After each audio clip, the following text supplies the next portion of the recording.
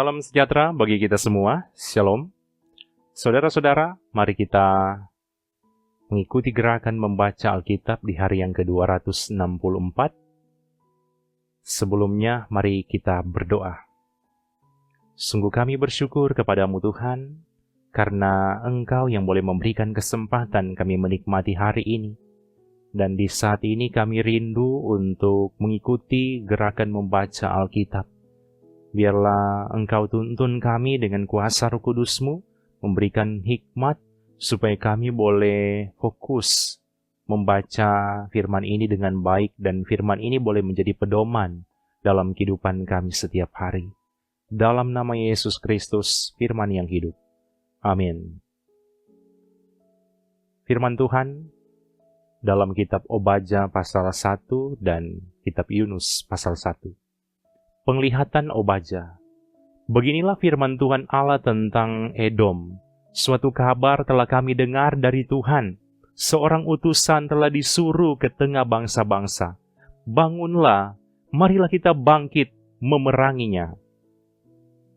Sesungguhnya, aku membuat engkau kecil di antara bangsa-bangsa. Engkau dihinakan sangat. Keangkuhan hatimu telah memperdayakan engkau. Ya, engkau yang tinggal di liang-liang batu, di tempat kediamanmu yang tinggi.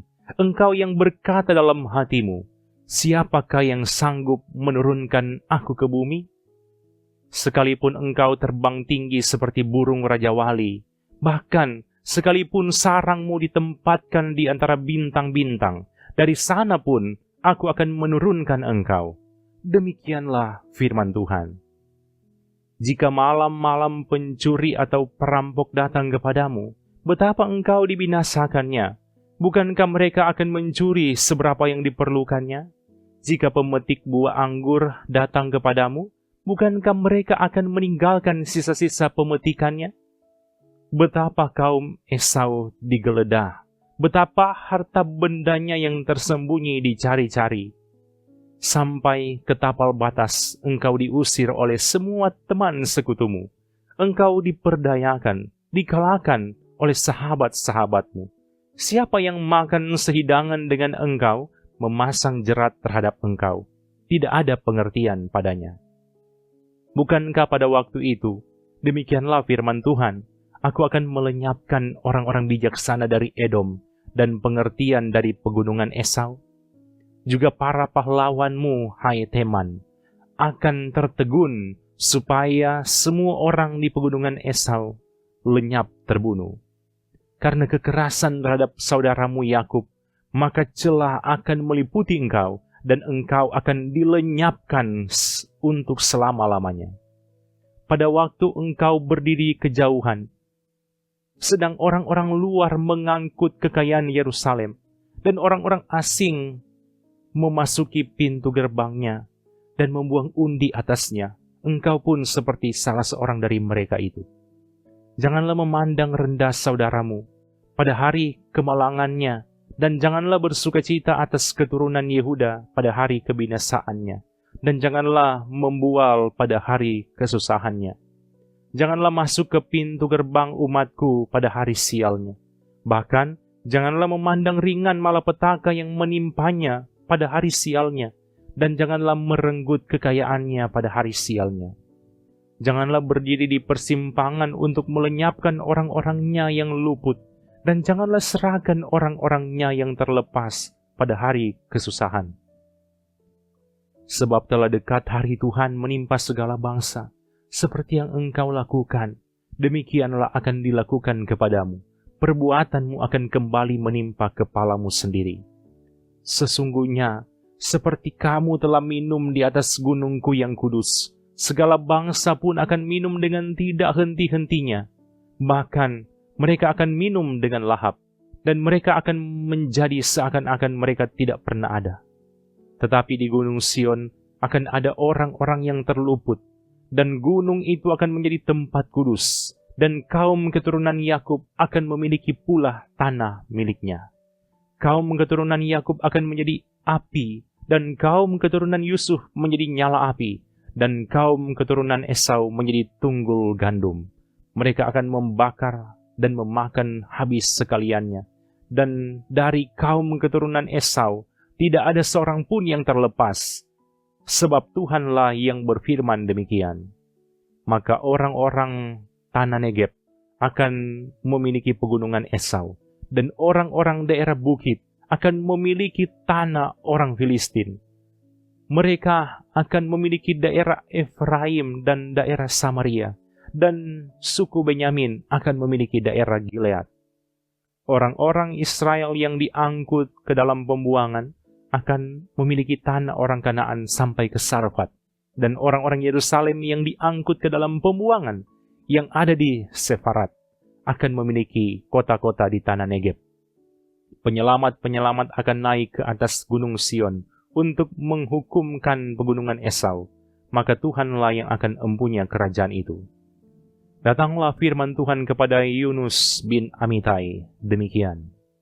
Bangunlah, pergilah ke Niniwe, kota yang besar itu, berserulah terhadap mereka, karena kejahatannya telah sampai kepadaku. Tapi Yunus bersiap untuk melarikan diri ke Tarsis, jauh dari hadapan Tuhan. Ia pergi ke Yafo dan mendapat di sana sebuah kapal yang akan berangkat ke Tarsis. Ia membayar biaya perjalanannya, lalu naik kapal itu untuk berlayar bersama-sama dengan mereka ke Tarsis, jauh dari hadapan Tuhan. Tetapi Tuhan menurunkan angin ribut ke laut, lalu terjadilah badai besar, sehingga kapal itu hampir-hampir terpukul hancur. Awak kapal menjadi takut, masing-masing berteriak-teriak kepada Allahnya, dan mereka membuang ke dalam laut segala muatan kapal itu untuk meringankannya. Tetapi Yunus telah turun ke dalam ruang kapal yang paling bawah dan berbaring di situ, lalu tertidur dengan nyenyak. Datanglah nakoda mendapatkannya sambil berkata, "Bagaimana mungkin engkau tidur begitu nyenyak? Bangunlah, berserulah kepada Allahmu. Barangkali Allah itu akan mengindahkan kita sehingga kita tidak binasa." Lalu berkatalah mereka satu sama lain, "Marilah kita buang undi, supaya kita mengetahui karena siapa kita ditimpa oleh malapetaka ini." Mereka membuang undi dan Yunuslah yang kena undi. Berkatalah mereka kepadanya, "Beritahukan kepada kami, karena siapa kita ditimpa oleh malapetaka ini? Apa pekerjaanmu? Dan dari mana engkau datang? Apa negerimu? Dan dari bangsa manakah engkau?" Sahutnya kepada mereka, "Aku seorang Ibrani. Aku takut akan Tuhan, Allah yang empunya langit, yang telah menjadikan lautan dan daratan." Orang-orang itu menjadi sangat takut, lalu berkata kepadanya, "Apa yang telah kau perbuat?" Sebab orang-orang itu mengetahui bahwa ia melarikan diri jauh dari hadapan Tuhan. Hal itu telah diberitahukannya kepada mereka. Bertanyalah mereka, "Akan kami apakan engkau supaya laut menjadi reda dan tidak menyerang kami lagi, sebab laut semakin bergelora?" Sahutnya kepada mereka, "Angkatlah aku, campakkanlah aku ke dalam laut, maka laut akan menjadi reda dan tidak menyerang kamu lagi. Sebab aku tahu bahwa karena akulah badai besar ini menyerang kamu." Lalu berdayunglah orang-orang itu dengan sekuat tenaga untuk membawa kapal itu kembali ke darat. Tetapi mereka tidak sanggup, sebab laut semakin bergelora menyerang mereka. Lalu berserulah mereka kepada Tuhan, katanya, "Ya Tuhan, janganlah kiranya Engkau biarkan kami binasa karena nyawa orang ini, dan janganlah Engkau tanggungkan kepada kami darah orang yang tidak bersalah, sebab Engkau, Tuhan, telah berbuat seperti yang Engkau kehendaki." Kemudian mereka mengangkat Yunus, lalu mencapakannya ke dalam laut, dan laut berhenti mengamuk. Orang-orang itu menjadi sangat takut kepada Tuhan, lalu mempersembahkan korban sembelihan bagi Tuhan, serta mengikrarkan nazar. Maka atas penentuan Tuhan, datanglah seekor ikan besar yang menelan Yunus, dan Yunus tinggal di dalam perut ikan itu 3 hari 3 malam lamanya. Berdoalah Yunus kepada Tuhan Allahnya dari dalam perut ikan itu. Katanya, Dalam kesusahanku, aku berseru kepada Tuhan, dan Ia menjawab aku. Dari tengah-tengah dunia orang mati, aku berteriak, dan Kau dengarkan suaraku. Telah Kau lemparkan aku ke tempat yang dalam, ke pusat lautan, lalu aku terangkum oleh arus air. Segala gelora dan gelombang-Mu melingkupi aku. Dan aku berkata, telah terusir aku dari hadapan mata-Mu. Mungkinkah aku memandang lagi bait-Mu yang kudus? Segala air telah mengepung aku, mengancam nyawaku. Samudra raya merangkum aku. Lumut lautan membelit kepalaku. Di dasar gunung-gunung, aku tenggelam ke dasar bumi. Pintunya terpalang di belakangku untuk selama-lamanya. Ketika itulah Engkau naikkan nyawaku dari dalam liang kubur, ya Tuhan Allahku. Ketika jiwa letih lesu di dalam aku, teringatlah aku kepada Tuhan, dan sampailah doaku kepadamu, ke dalam bait-Mu yang kudus. Mereka yang berpegang teguh pada berhala kesia-siaan, merekalah yang meninggalkan Dia, yang mengasihi mereka dengan setia. Tetapi aku, dengan ucapan syukur, akan kupersembahkan korban kepadamu. Apa yang kunasarkan akan kubayar. Keselamatan adalah dari Tuhan. Lalu berfirmanlah Tuhan kepada ikan itu, dan ikan itu pun memuntahkan Yunus ke darat. Datanglah firman Tuhan kepada Yunus untuk kedua kalinya demikian. Bangunlah, pergilah ke Niniwe, kota yang besar itu, dan sampaikanlah kepadanya seruan yang kufirmankan kepadamu.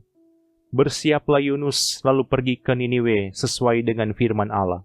Niniwe adalah sebuah kota yang mengagumkan besarnya, 3 hari perjalanan luasnya. Mulailah Yunus masuk ke dalam kota itu sehari perjalanan jauhnya, lalu berseru, 40 hari lagi, maka Niniwe akan ditunggang balikan. Orang Niniwe percaya kepada Allah, lalu mereka mengumumkan puasa, dan mereka, baik orang dewasa maupun anak-anak, mengenakan kain kabung. Setelah sampai kabar itu kepada raja kota Niniwe, turunlah ia dari singgasananya, ditanggalkannya jubahnya, diselubungkannya kain kabung, lalu duduklah ia di abu. Lalu atas perintah raja dan para pembesarnya, orang memaklumkan dan mengatakan di Niniwe demikian, manusia dan ternak, lembu sapi dan kambing domba tidak boleh makan apa-apa. Tidak boleh makan rumput dan tidak boleh minum air. Haruslah semuanya, manusia dan ternak, berselubung kain kabung dan berseru dengan keras kepada Allah, serta haruslah masing-masing berbalik dari tingkah lakunya yang jahat dan dari kekerasan yang dilakukannya. Siapa tahu, mungkin Allah akan berbalik dan menyesal serta berpaling dari murkanya yang bernyala-nyala itu, sehingga kita tidak binasa. Ketika Allah melihat perbuatan mereka itu, yakni bagaimana mereka berbalik dari tingkah lakunya yang jahat, maka menyesallah Allah karena malapetaka yang telah dirancangkannya terhadap mereka, dan ia pun tidak jadi melakukannya. Tetapi hal itu sangat mengesalkan hati Yunus, lalu marahlah ia, dan berdoalah ia kepada Tuhan, katanya, ya Tuhan, bukankah telah kukatakan itu ketika aku masih di negeriku? Itulah sebabnya maka aku dahulu melarikan diri ke Tarsis, sebab aku tahu bahwa Engkaulah Allah yang pengasih dan penyayang, yang panjang sabar dan berlimpah kasih setia, serta yang menyesal karena malapetaka yang hendak didatangkannya. Jadi sekarang ya Tuhan, cabutlah kiranya nyawaku, karena lebih baik aku mati daripada hidup. Tetapi firman Tuhan, layakkah Engkau marah? Yunus telah keluar meninggalkan kota itu dan tinggal di sebelah timurnya. Ia mendirikan di situ sebuah pondok dan ia duduk di bawah naungannya, menantikan apa yang akan terjadi di atas kota itu. Lalu atas penentuan Tuhan Allah, tumbuhlah sebatang pohon jarak melampaui kepala Yunus untuk menaunginya, agar ia terhibur daripada kekesalan hatinya. Yunus sangat bersukacita karena pohon jarak itu. Tetapi keesokan harinya, ketika fajar menyingsing, Atas penentuan Allah, datanglah seekor ulat yang menggerek pohon jarak itu, sehingga layu. Segera sesudah matahari terbit, maka atas penentuan Allah bertiuplah angin timur yang panas terik, sehingga sinar matahari menyakiti kepala Yunus. Lalu rebahlah ia lesu dan berharap supaya mati, katanya, "Lebih baiklah aku mati daripada hidup." Tetapi berfirmanlah Allah kepada Yunus, "Layakkah engkau marah karena pohon jarak itu?" Jawabnya, "Selayaknya lah aku marah sampai mati." Lalu Allah berfirman, "Engkau sayang kepada pohon jarak itu, yang untuknya sedikit pun engkau tidak berjerih payah, dan yang tidak engkau tumbuhkan, yang tumbuh dalam satu malam dan binasa dalam satu malam pula. Bagaimana tidak aku akan sayang kepada Niniwe, kota yang besar itu, yang berpenduduk lebih dari 120.000 orang, yang semuanya tak tahu membedakan tangan kanan dari tangan kiri, dengan ternaknya yang banyak." Demikianlah bagian firman Tuhan. Mari kita berdoa. Kami sungguh bersyukur kepadamu Tuhan, karena di saat ini kami boleh diberikan kesempatan membaca firman-Mu. Biarlah firman ini boleh kami pahami dengan baik, dan ini menjadi pedoman dalam kehidupan kami setiap hari. Biarlah hidup kami semakin diperbarui lewat firman ini. Diberkatilah semua anggota jemaat yang setia mengikuti gerakan membaca Alkitab. Biarlah Tuhan yang akan berkati mereka dalam pekerjaan mereka, dalam keluarga mereka masing-masing. Terpujilah nama-Mu Tuhan. Dalam nama Yesus Kristus kami berdoa. Amin. Terima kasih saudara-saudara yang sudah mengikuti gerakan membaca Alkitab di hari ini. Tuhan Yesus pasti memberkati kita semua. Shalom.